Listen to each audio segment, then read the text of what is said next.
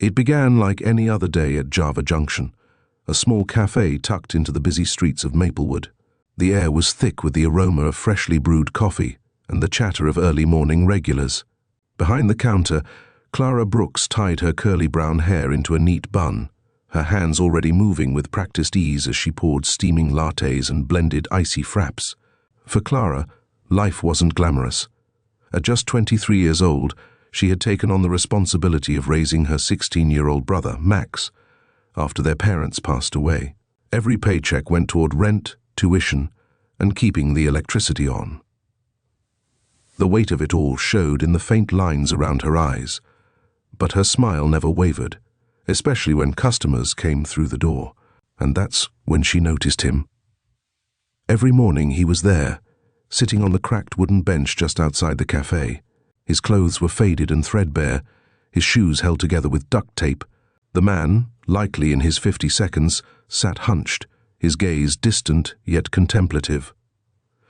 Most people hurried past him without a glance, but Clara couldn't help but notice him every day, quietly sweeping the sidewalk with an old broom or picking up stray trash. That day the sun beat down relentlessly, and Clara felt a pang of pity watching him wipe sweat from his brow. "Hey, Carla," called one of her co-workers, snapping her out of her thoughts. But Clara wasn't listening. Instead, she grabbed a cup, filled it with iced coffee, and stepped outside. "Excuse me," she said, her voice soft yet firm. The man looked up, startled. His deep brown eyes met hers, filled with weariness but also a flicker of surprise. "I thought you might want this," Clara said, holding out the cup. "It's hot out today." The man hesitated before taking it, his hands rough against the cold plastic. "Thank you," he murmured. "No one's done something like this for me in a long time." Clara shrugged, a small smile tugging at her lips. "It's just coffee. I'm Clara, by the way." The man gave a faint smile in return. James Harland." For a moment they sat in silence, the bustling world of Maplewood seeming to fade into the background. That one gesture set off a chain of moments Clara never anticipated. Over the next few weeks, Clara found herself bringing James coffee regularly. They didn't talk much at first, just polite exchanges as she handed him his drink. But slowly, James began to open up. "Used to work in finance," he told her one day, his voice low but steady. "Lost everything after. Well, let's just say, life got complicated." Clara nodded, not pressing for details. "Life has a way of doing that," she said, thinking of her own struggles to make ends meet. As the days went on, their conversations grew longer, more meaningful. James asked about her life, her brother, and her dreams. Clara, caught off guard, found herself sharing things she rarely told anyone. "I've always wanted to open my own café," she admitted one afternoon, sitting on the bench next to James during her break. "A place where people feel welcome, no matter who they are. But that's just a dream. I can barely keep up with rent, let alone start a business." James listened intently, his weathered face thoughtful. "Dreams have a way of surprising you," he said cryptically. But then, just as quickly as James had entered Clara's life, he disappeared. The bench outside the café was empty for days. Clara's heart sank each time she looked out the window, hoping to see his familiar figure. Had something happened to him? Was he okay? Maybe he moved on, a co-worker suggested. But Clara couldn't shake the feeling that there was more to the story, and she was right. Days turned into a week, and the bench outside Java Junction remained empty. Clara found herself glancing toward it constantly, half expecting James to suddenly reappear with his quiet smile and calm presence. But he didn't. The absence was unsettling, a sharp reminder of how fleeting connections could be. Then, one morning, Clara's shift began like any other. She tied her apron, exchanged pleasantries with the regulars, and juggled orders as the café filled with the usual clamor. Just as the lunch rush started to die down, her co-worker Riley approached her, holding an envelope. "This came for you," Riley said, looking curious. "No return address, but it's definitely not junk mail." Clara frowned, wiping her hands on her apron before taking the envelope. It was simple, cream-colored, with her name written in neat, elegant handwriting. Opening it carefully, she pulled out a note. The words inside made her heart skip a beat. "Clara, thank you for your kindness. It's meant more than you know. Please meet me at 1500 Kensington Avenue this Friday at noon. Trust me." No signature, no explanation, but Clara didn't need one. She knew it was from James. 1500 Kensington Avenue was an address Clara knew well, though only from a distance. It was the location of Harland Plaza, a gleaming skyscraper in the heart of downtown Maplewood that housed some of the city's most powerful businesses. The connection didn't make sense. "Harland Plaza?" Riley echoed when Clara showed her the note later that day. "You think it's the same James? The guy on the bench?" "I don't know," Clara admitted, "but I need to find out." Friday arrived faster than Clara expected. Dressed in her best outfit, a simple blouse and slacks, she boarded the bus to downtown Maplewood. Her nerves churned as she approached Harland Plaza, its sleek glass exterior gleaming under the midday sun. People in sharp suits and polished shoes streamed in and out, each exuding a confidence that made Clara feel out of place. Taking a deep breath, she stepped inside. The lobby was grand, with marble floors and towering ceilings. A receptionist at the front desk greeted her with a polite smile. "Good afternoon. Are you Miss Brooks?" Clara blinked, surprised. "Yes, I am." "Mr. Harland is expecting you. This way, please." The name struck Clara like a bolt of lightning. Mr. Harland? Was it possible? She followed the receptionist into an elevator, her mind racing. When the doors opened on the 28th floor, Clara was led into a sleek conference room. There, standing by the window, was James, though not the James she had come to know. Gone were the tattered clothes and worn-out shoes. In their place was a tailored navy suit, polished leather shoes, and an air of quiet authority. "Clara," he said, turning to face her with a warm smile. "Thank you for coming." Clara's voice caught in her throat. "James, what is this? Who are you?" James gestured to a chair, inviting her to sit. "First, let me apologize for the deception. My full name is James Harland, and this building you're standing in the headquarters of the company I founded." Clara stared at him, her mind reeling. "Wait, you're Harland? The Harland? I don't understand. Why were you sitting outside the café? Why pretend to be homeless?" James sighed, his expression softening. "I've been stepping away from the corporate world recently. After years of running this company, I felt disconnected from the people who matter most. I wanted to see the world through a different lens, without the barriers of wealth and status." Clara shook her head, still struggling to process it all. "But why me? Why send for me?" James leaned forward, his tone earnest. "Because in all my time out there, you were the one person who saw me. Not as someone to ignore, not as an inconvenience, but as a human being. You treated me with kindness, even when you didn't have much to give. That kind of heart is rare, Clara." Her cheeks flushed, her mind racing with 1,000 thoughts. "I don't know what to say." James smiled, sliding a folder across the table toward her. "Then let me make it simple. I've seen your potential, Clara, and I want to help you realize it. This is an opportunity for you to open your own café, a space where your kindness and vision can thrive. I'll provide the funding and mentorship, but the rest will be yours to build." Clara stared at the folder, her hands trembling. I can't do this. I'm just a barista. I don't know anything about running a business." "You know more than you think," James replied gently. "You know how to connect with people, how to work hard, and how to persevere. The rest, that can be taught." The room fell silent as Clara wrestled with the enormity of the offer. "Why me?" she finally asked, her voice barely above a whisper. "Because you deserve it," James said simply. As Clara left Harland Plaza that day, the folder clutched tightly in her hands. Her mind was a whirlwind of emotions. Excitement, doubt, fear, but also, for the first time in years, hope. What would her next step be? Would she take the leap of faith James offered? The folder sat on Clara's kitchen table for days, untouched yet impossible to ignore. Inside were the blueprints for a dream she never thought possible, a café she could call her own. Yet every time she reached for it, doubt crept in, whispering that she wasn't ready, that she'd failed before she even started. One evening, Clara's younger brother Max plopped down across from her at the table. His backpack slid to the floor with a thud, and he glanced at the folder. "You going to tell me what's in there, or do I have to guess?" Clara hesitated, then slid the folder toward him. Max flipped through the pages, his eyes widening as he skimmed the details. "Wait, this is about starting a business? Like your own café? Is this for real?" Clara nodded, her stomach tightening. "It's real. James, Mr. Harland, he's offering to help me start it. But Max, I don't know. It's so much.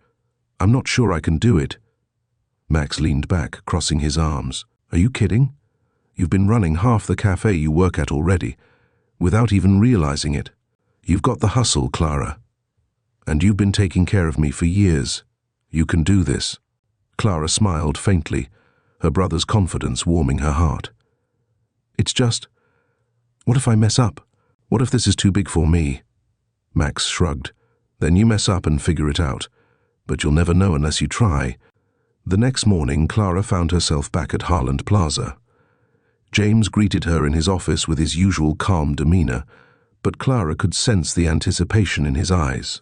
"I'm in," she said, before she could second-guess herself. "I'll do it." James's face lit up with a smile. "That's the Clara I knew was in there. Welcome to the start of something incredible." From that moment, the whirlwind began. Clara threw herself into the process with determination, even as the learning curve felt impossibly steep. James enrolled her in business workshops, where she learned everything from budgeting to employee management. He connected her with architects and interior designers to craft the space she envisioned, a warm, inviting café that felt like home. Still, the challenges piled up. Clara found herself drowning in jargon she didn't understand, and meetings where she felt out of her depth. One particularly grueling afternoon, after a contractor abruptly cancelled on her, Clara slumped into a chair in James's office. "I'm not cut out for this," she admitted, her voice trembling. "Everything keeps going wrong, and I feel like I'm just winging it." James looked up from his desk, his expression steady. "Clara, let me tell you something. No one feels ready when they're building something new. Success doesn't come from never stumbling. It comes from getting back up every time you do. And you're already standing taller than you realize." As weeks turned into months, Clara's confidence began to grow. She secured a location in the heart of Maplewood, a charming corner lot with large windows that flooded the space with sunlight. She handpicked every detail, from the menu to the decor, ensuring the café felt welcoming to everyone, whether they were executives or people like James, who needed a moment of kindness in their day. Max often joined her after school, helping with small tasks and providing his usual pep talks. "This place is going to be amazing," he said one evening, standing in the middle of the nearly finished café. "You're going to kill it, Clara." Clara smiled, the weight of her brother's belief in her lifting her spirits. Finally, opening day arrived. Clara stood behind the counter, her hands shaking as she poured the first cup of coffee. The line stretched out the door, filled with curious locals, friends and strangers alike. Among them, Clara spotted James, standing near the back, his smile radiating pride. The café buzzed with life, laughter and conversation. It was everything Clara had dreamed of and more. But just when she thought the day couldn't get any better, James approached the counter, holding 2 cups of coffee. "To new beginnings," he said, handing her one. "To kindness," Clara replied, clinking her cup against his. What Clara didn't know was that this was just the beginning of her journey. While the café's success was undeniable, an unexpected twist was about to put her newfound confidence to the test. 3 months after the grand opening, Clara's café, the Kind Cup, had become the talk of Maplewood. Customers raved about the cozy atmosphere, the perfectly brewed coffee, and Clara's warm, personal touch. Word spread, and Clara often found herself overwhelmed with orders. Yet she couldn't shake the pride of seeing her dream come to life. But success brought its own set of challenges. One rainy Tuesday morning, Clara was finalizing payroll when her assistant manager, Tara, rushed into her office. "Clara, we've got a problem. A big one." Clara looked up, her heart skipping a beat. "What is it?" Clara hesitated before blurting out, "The supplier we use for our coffee beans just cancelled our contract. Something about prioritizing larger clients." Clara's stomach dropped. Without those beans, the Kind Cup couldn't deliver the signature blends that had set them apart. "Okay," Clara said, forcing herself to stay calm. "Let's call them and see if we can work something out." By the end of the day, Clara had learned the hard truth. The supplier had locked in an exclusive deal with a major coffee chain moving into the area. Clara's café wasn't big enough to compete, and finding a new supplier with the same quality and pricing seemed almost impossible on short notice. James stopped by that evening, finding Clara sitting alone in the café, staring at an empty cup. "Rough day?" he asked, pulling up a chair. Clara exhaled deeply. "The roughest. We lost our coffee supplier, and I don't know how we'll recover. This place was built on those beans." James leaned back, his gaze steady. "Every business hits moments like this, Clara. The question is, what are you going to do about it?" "I don't know," Clara admitted. "Maybe this is the universe's way of telling me I'm not cut out for this." James shook his head. "The universe doesn't decide that. You do." The next morning, Clara dove into action. She called every local supplier she could find, sampling beans and negotiating prices. Max pitched in, helping her blind taste test dozens of options late into the night. But nothing seemed to measure up to the original supplier's quality. Frustrated and exhausted, Clara nearly gave up, until she remembered something James had said early in her journey. Sometimes the best solutions come from the people around you. The next day, Clara posted a message on the cafe's social media, asking for recommendations for local coffee bean suppliers. Within hours, her inbox was flooded with responses, including one that caught her attention, a small, family-owned farm just outside of Maplewood. Clara drove out to the farm the following morning.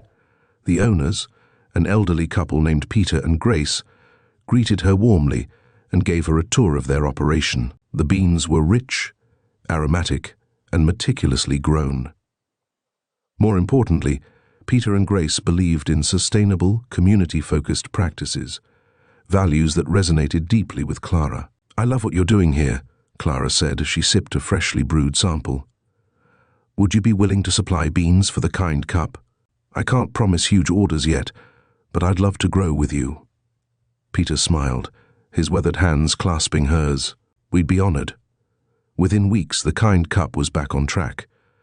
Customers loved the new blends, and Clara made sure to highlight the partnership with Peter and Grace on her menu, celebrating the local connection. The challenge had tested Clara's resolve, but it also taught her an invaluable lesson. Adaptability and community could overcome even the toughest obstacles. Just as Clara felt the storm had passed, another challenge loomed on the horizon. One evening, as she was locking up, a man in a tailored suit appeared at the door, his expression serious. "Ms. Brooks, I'm here on behalf of Grind and Go Coffee," he said, referring to a corporate chain that had been making waves in Maplewood. "We'd like to discuss a partnership opportunity." Clara hesitated, her instincts flaring. "What kind of partnership?" "We're expanding into Maplewood and would love to acquire the Kind Cup. Your brand fits perfectly with our image. Of course, you'd be generously compensated." Clara's heart pounded. Sell the Kind Cup? The thought was unthinkable. But as the man laid out the offer, an eye-popping sum that could erase her financial worries forever, Clara found herself torn. Late that night, she sat at her kitchen table, the contract in front of her. Max, as always, was nearby, scribbling in a notebook. "You're not seriously considering this, are you?" he asked, glancing up. "I don't know," Clara admitted. "This would secure our future. Yours, especially. You could go to college without worrying about money." Max leaned forward, his voice firm. "Clara, you didn't build the Kind Cup for money. You built it because you believed in something bigger. Don't let them take that away." Clara stared at her brother, her emotions warring inside her. He was right, but the offer was tempting. She needed advice. The next day, she met James at a park near Harland Plaza.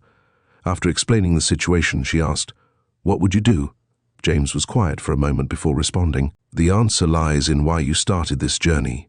If you sell, will it still feel like yours? or will you lose what made it special?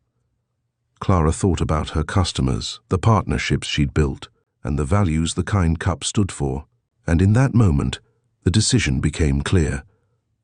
When the corporate representative returned a few days later, Clara handed him the unsigned contract. "Thank you, but the kind cup isn't for sale." The man seemed surprised. "Are you sure? This is a life-changing offer." "It already has been," Clara replied, her voice steady. "But I'm not selling my dream. This cafe is about more than just money. It's about people." As the man left, Clara felt a deep sense of relief and pride. She had chosen to stay true to herself and her vision, and though challenges would continue to come, she knew now that she had the strength to face them head-on. Clara had learned that kindness wasn't just the foundation of her cafe. It was the foundation of her resilience, her community, and her future. And that was worth far more than any offer on paper. After turning down Grind and Go's offer, Clara felt a renewed sense of purpose. The Kind Cup wasn't just a cafe. It was a testament to what she believed in, a space where everyone, from regulars to passers-by, could feel seen, appreciated, and welcome. But with the decision came a new challenge, ensuring her cafe could thrive in a world dominated by corporate chains. Clara decided it was time to double down on the values that made the Kind Cup special. She called a staff meeting one evening after closing. The small team gathered around the cafe's cozy tables, sipping the signature brews Clara had perfected with their new supplier. "All right, everyone," Clara began, her voice filled with determination. "We've been doing great, but we're about to face some stiff competition. Grind and Go is opening 2 locations nearby, and I'm not going to lie, it's going to be tough. But I believe we have something they don't, heart." Her assistant manager Tara nodded. "You're right. People don't just come here for coffee. They come here because they feel at home." "That's exactly it," Clara said, her eyes scanning the team. "So let's lean into that. I want to create more events, partnerships, and initiatives that connect us with our community. If we show people that this isn't just a cafe, but a part of their lives, no chain can take that away." The next few weeks were a whirlwind of activity. Clara and her team launched Community Saturdays, where local artists displayed their work, and live music filled the cafe. They hosted book clubs, trivia nights, and even a free coffee day for first responders and teachers.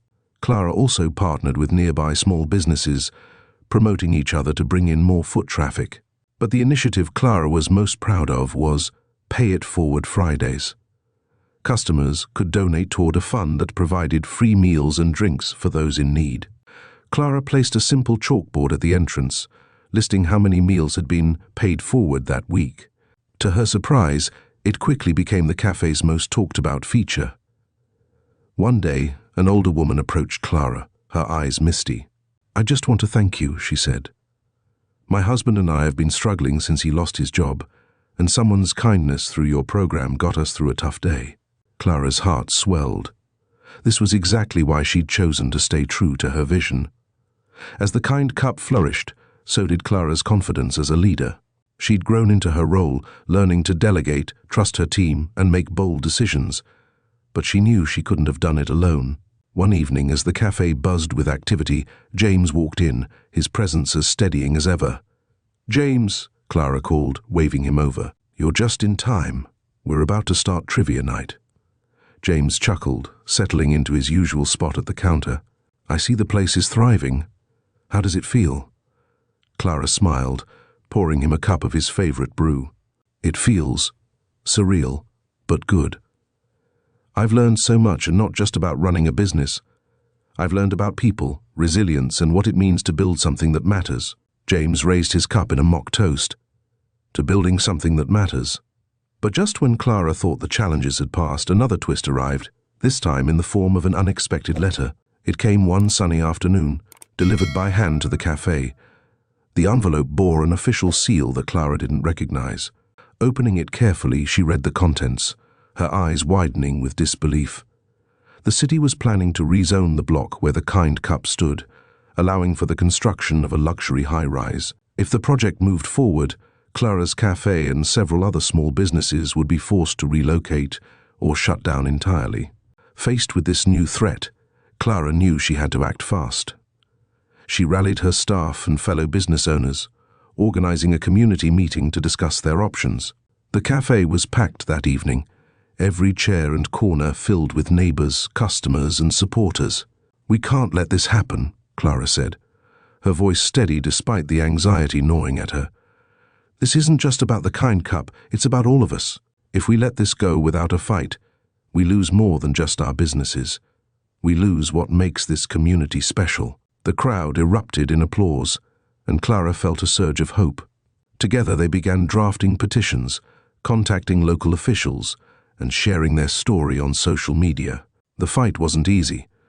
Weeks turned into months as Clara juggled running the cafe and leading the charge against the rezoning plan.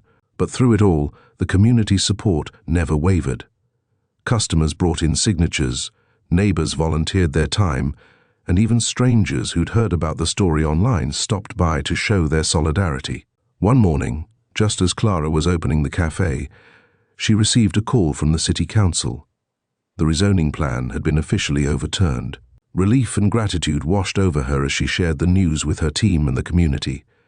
The kind cup, and the neighborhood it was a part of, was safe. That evening, as the cafe buzzed with celebratory energy, Clara took a moment to step outside.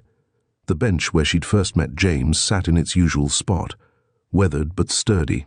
She smiled, thinking of how far she'd come since that first act of kindness. James joined her a few minutes later, holding 2 cups of coffee. "You've built something incredible here, Clara." "I couldn't have done it without you," she said, taking the cup he offered. James shook his head. "You've always had it in you. I just helped you see it." Clara looked out at the bustling cafe, the laughter spilling onto the street and the lights twinkling in the windows. "It's funny," she said softly. "This all started with 1 cup of coffee." James smiled. "And look how far it's taken you." As they sat together, Clara felt a profound sense of peace. The kind cup was more than just a cafe.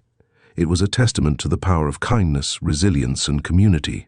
And though challenges would come and go, Clara knew she had everything she needed to face them. Her journey was just beginning. Months after saving the kind cup from the rezoning threat, Clara found herself reflecting on how far she had come. Her cafe had not only survived but thrived, becoming a cornerstone of the Maplewood community. But something else was beginning to stir, an idea that felt both exciting and terrifying. It started with a conversation late one evening. As Clara and Max sat at their tiny kitchen table, Max was scribbling equations in his notebook, while Clara scrolled through a report of their monthly profits. "You know," Max began, tapping his pen against the table, "the kind cup isn't just a cafe anymore. It's like a movement. Have you ever thought about expanding?" Clara glanced up, her eyebrows raised. "Expanding? As in opening another cafe?" Max nodded. "Why not? People love what you've built here.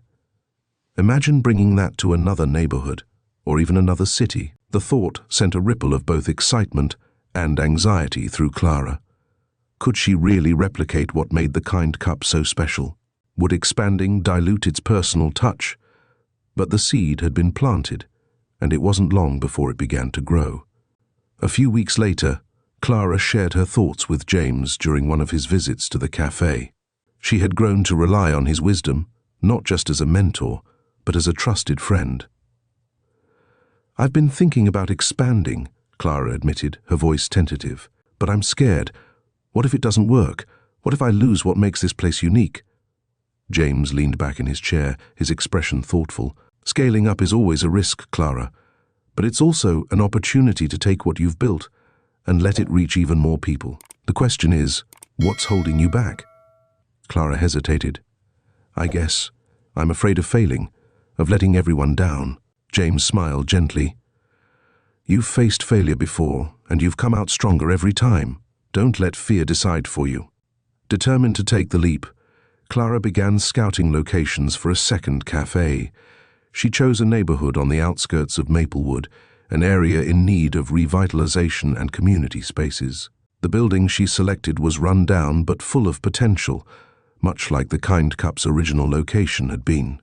The process of opening the second cafe was just as challenging as the first. Clara juggled managing her flagship location while overseeing renovations, hiring staff, and crafting a vision that stayed true to her values. There were moments of doubt, especially when unexpected setbacks, like a plumbing issue that delayed the grand opening, tested her resolve. But through it all, Clara leaned on her team and the lessons she had learned from James.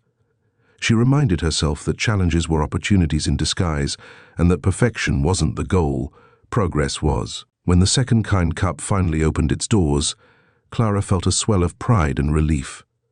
The space was different, sleek yet welcoming, with murals painted by local artists and a community board for customers to share events and ideas. On opening day, a crowd gathered, eager to experience the magic of Clara's vision.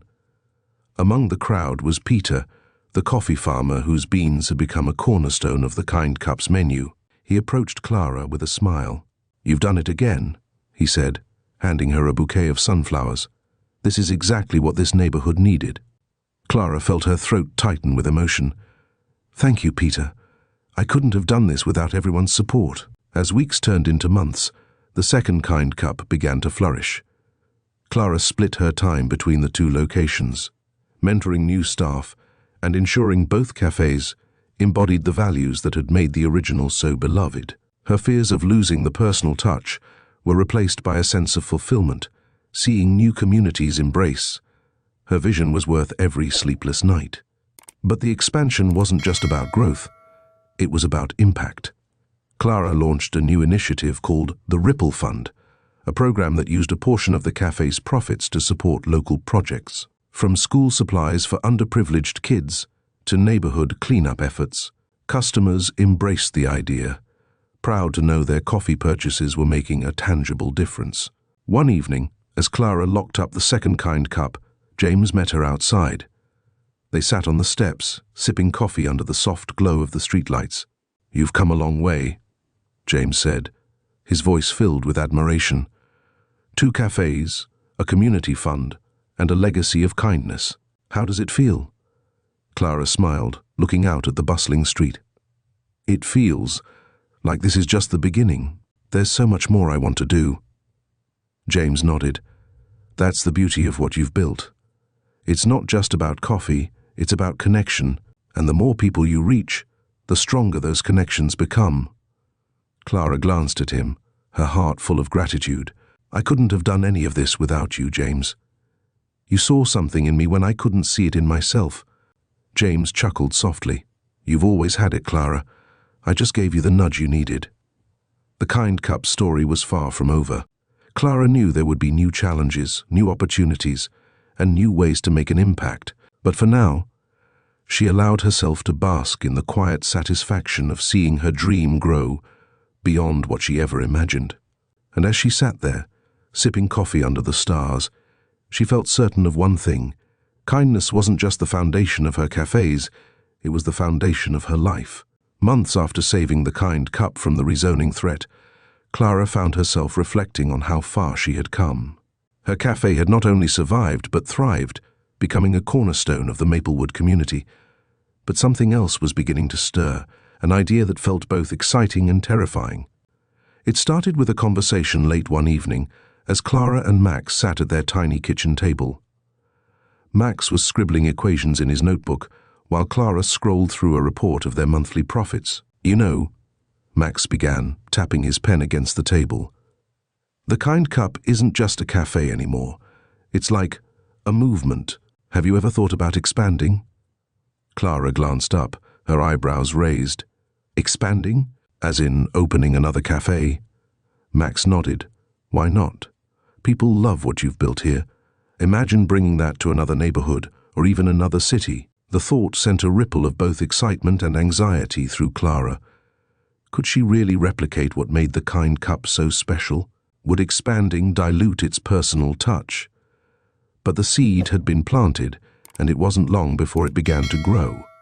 A few weeks later, Clara shared her thoughts with James during one of his visits to the cafe.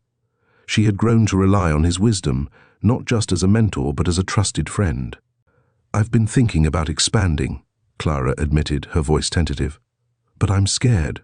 What if it doesn't work? What if I lose what makes this place unique? James leaned back in his chair, his expression thoughtful. Scaling up is always a risk, Clara. But it's also an opportunity to take what you've built and let it reach even more people. The question is, what's holding you back? Clara hesitated. I guess. I'm afraid of failing, of letting everyone down. James smiled gently. You've faced failure before, and you've come out stronger every time. Don't let fear decide for you. Determined to take the leap, Clara began scouting locations for a second cafe. She chose a neighborhood on the outskirts of Maplewood, an area in need of revitalization and community spaces. The building she selected was run down but full of potential, much like the Kind Cup's original location had been. The process of opening the second cafe was just as challenging as the first. Clara juggled managing her flagship location while overseeing renovations, hiring staff, and crafting a vision that stayed true to her values. There were moments of doubt, especially when unexpected setbacks, like a plumbing issue that delayed the grand opening, tested her resolve. But through it all, Clara leaned on her team and the lessons she had learned from James. She reminded herself that challenges were opportunities in disguise, and that perfection wasn't the goal, progress was. When the second Kind Cup finally opened its doors, Clara felt a swell of pride and relief. The space was different, sleek yet welcoming, with murals painted by local artists and a community board for customers to share events and ideas. On opening day, a crowd gathered, eager to experience the magic of Clara's vision. Among the crowd was Peter, the coffee farmer whose beans had become a cornerstone of the Kind Cup's menu. He approached Clara with a smile. "You've done it again," he said, handing her a bouquet of sunflowers. "This is exactly what this neighborhood needed." Clara felt her throat tighten with emotion. "Thank you, Peter. I couldn't have done this without everyone's support." As weeks turned into months, the second Kind Cup began to flourish. Clara split her time between the two locations, mentoring new staff and ensuring both cafes embodied the values that had made the original so beloved. Her fears of losing the personal touch were replaced by a sense of fulfillment, seeing new communities embrace. Her vision was worth every sleepless night. But the expansion wasn't just about growth, it was about impact. Clara launched a new initiative called the Ripple Fund, a program that used a portion of the cafe's profits to support local projects, from school supplies for underprivileged kids to neighborhood cleanup efforts. Customers embraced the idea, proud to know their coffee purchases were making a tangible difference. One evening, as Clara locked up the second Kind Cup, James met her outside. They sat on the steps, sipping coffee under the soft glow of the streetlights. "You've come a long way," James said, his voice filled with admiration. "2 cafes, a community fund, and a legacy of kindness. How does it feel?" Clara smiled, looking out at the bustling street. "It feels like this is just the beginning. There's so much more I want to do." James nodded. "That's the beauty of what you've built. It's not just about coffee, it's about connection. And the more people you reach, the stronger those connections become." Clara glanced at him, her heart full of gratitude. "I couldn't have done any of this without you, James. You saw something in me when I couldn't see it in myself." James chuckled softly. "You've always had it, Clara. I just gave you the nudge you needed." The Kind Cup's story was far from over. Clara knew there would be new challenges, new opportunities, and new ways to make an impact. But for now, she allowed herself to bask in the quiet satisfaction of seeing her dream grow beyond what she ever imagined. And as she sat there, sipping coffee under the stars, she felt certain of one thing. Kindness wasn't just the foundation of her cafes, it was the foundation of her life. The success of Clara's second Kind Cup brought a level of recognition she hadn't anticipated. Local newspapers featured her story, and customers from nearby towns began flocking to experience the cafe's unique atmosphere. But along with the accolades came a new kind of pressure, expectations to grow even further. One day, while Clara was overseeing a new community art event at her second cafe, an email landed in her inbox. It was an invitation to speak at a regional business summit titled Leadership Through Community Impact. Clara stared at the screen, her stomach tightening. The thought of standing on stage, sharing her journey with hundreds of entrepreneurs, was both thrilling and terrifying. "What do you think?" she asked Max that evening, showing him the email. Max, now preparing for his final high school exams, grinned. "I think you've got a story worth sharing. Besides, you've been inspiring people your whole life. This is just on a bigger stage." Clara hesitated, but Max's words stuck with her. 2 days later, she sent her reply, "I'll be there." The summit was held in a sprawling convention center in the city of Riverview, 2 hours from Maplewood. Clara arrived early, her nerves jangling as she stepped into the massive auditorium. Entrepreneurs, community leaders, and philanthropists milled about, exchanging business cards and ideas. James, who had come along for support, met her outside the green room. "How are you feeling?" he asked, handing her a cup of coffee. "Terrified," Clara admitted with a nervous laugh. "But also excited. I've never done anything like this before." James placed a reassuring hand on her shoulder. "Just speak from the heart. That's what got you here." When it was Clara's turn to take the stage, the spotlight felt blinding. She adjusted the microphone, her heart pounding, and began. "Good morning, everyone. My name is Clara Brooks, and just 3 years ago, I was a barista working at a small café in Maplewood, barely scraping by. If you'd told me then that I'd be standing here today sharing my journey with you, I wouldn't have believed it." She shared the story of how the Kind Cup began, with one small act of kindness, and how it had grown into a thriving community hub. Clara spoke candidly about the challenges she faced, losing her coffee supplier, nearly being forced to close due to rezoning, and her fears of failure at every step. "But what I've learned," she said, her voice steadying, "is that success isn't just about strategy or profit margins. It's about connection. It's about building something that uplifts the people around you. And most importantly, it's about believing that even the smallest acts of kindness can ripple outward in ways you never imagined." The audience erupted in applause as Clara finished, and for the first time, she felt like her story was truly making an impact. After the summit, Clara was approached by several attendees, including representatives from nonprofits and community organizations. One of them, a woman named Lila from a national charity called Rippleworks, proposed an idea that sparked Clara's interest. "We work to empower underprivileged communities through sustainable businesses," Lila explained. "What you've done with the Kind Cup is incredible. Have you ever thought about bringing your model to other communities that need it most?" Clara's mind raced. She had always focused on Maplewood, but the idea of taking the Kind Cup's mission beyond her hometown was both daunting and exhilarating. "I'd love to explore that," Clara said. "But I'd need guidance. I've never worked on that scale before." Lila smiled. "That's where we come in." Over the next few months, Clara worked closely with Rippleworks to develop a pilot program. Together, they identified a struggling neighborhood in Riverview that lacked community spaces and job opportunities. Clara collaborated with local leaders, ensuring the café would reflect the unique needs of the area. This time, she didn't go it alone. Clara promoted Tara, her assistant manager, to oversee operations at the Maplewood locations while she focused on the Riverview project. Max, who had graduated high school, also stepped up to help with logistics and community outreach. The new café wasn't just another Kind Cup.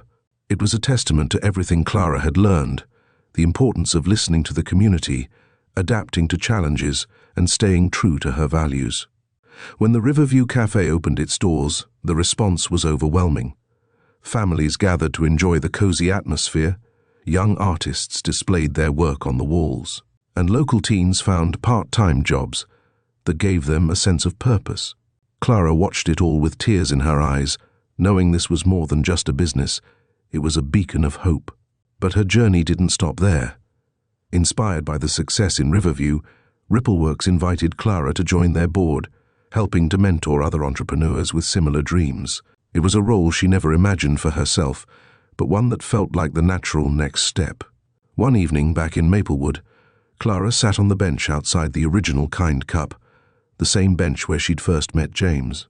He joined her, as he often did, carrying 2 cups of coffee.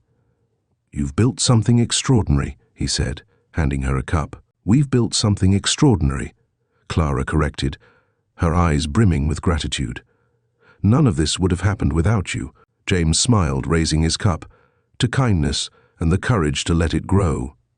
As they sat together under the glow of the streetlights, Clara felt a quiet certainty settle over her.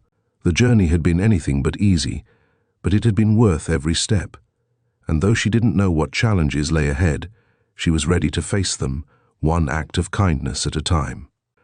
Clara's journey is a testament to the power of kindness, resilience, and believing in the impossible. From a single cup of coffee to transforming entire communities, her story reminds us all that small actions can create extraordinary ripple effects. Thank you for joining us on this heartfelt journey. If you enjoyed this story, leave a comment below, maybe if it moved you, or if you're ready for even more inspiring tales. Don't forget to subscribe to Elderly Wisdom for more stories that warm your heart, spark your imagination, and remind you of the beauty in everyday acts of kindness. Together, let's keep the wisdom alive and the stories flowing. See you in the next one.